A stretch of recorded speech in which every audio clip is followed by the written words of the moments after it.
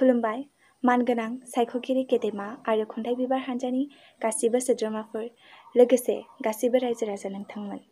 गिबियावनो बोसोर गोदाननि बैसागुनि अननाय आरो सिबिनायखौ आंनि गोसो गोरबोनिफ्राय जासिहरनाय थाबाय। आंनि मुङा जादों बिथराइ अनजालि बसुमतारी, गामि थाराइबारि, डिस्ट्रिक्ट बाक्सा, पिन नं 781354। आं दिनै जा खन्थाइ बिबार हान्जानि अनलाइन बादायलायनाय कम्पिटिसन जादों बेवहाय आंबो गोसो गुदुङै बाहागो लानो सानदों। आं दिनै दोंसे खन्थाइ आवरायनो सानदों। बेयाव माबाफोर गोरोन्थि जायोब्ला नोंथांमोना आंखौ निमाहा होगोन होननानै आं आसा फारियो। खन्थाइनि मुङानो जादों बारदै सिख्ला।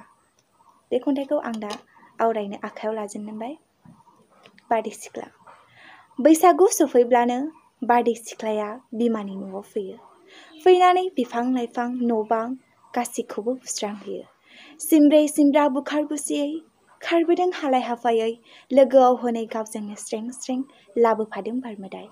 आइलि जायलियै खानाय हगारसारनानै मानो खारबोदों? लासै लासैनो फैयोब्लानो माथो हागौमोन बिमानि न'आव सहैनो। सिथ्लायाव होदोंमोन जनो थाखाय गाम्बारि खामफ्लाय, औवानि खानजुंबो बेयावनो, खाननानै थांनो खानायखौ स्राय स्राय राजा लामाजोंनो।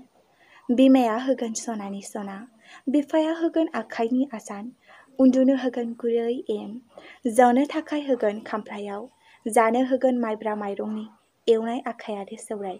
गुरै रावजों खावलायो नोंखौ लासै लासै फैनानै जोंनि न'खरखौ मोजाङै लाखिलांथों। गोजोन्थों।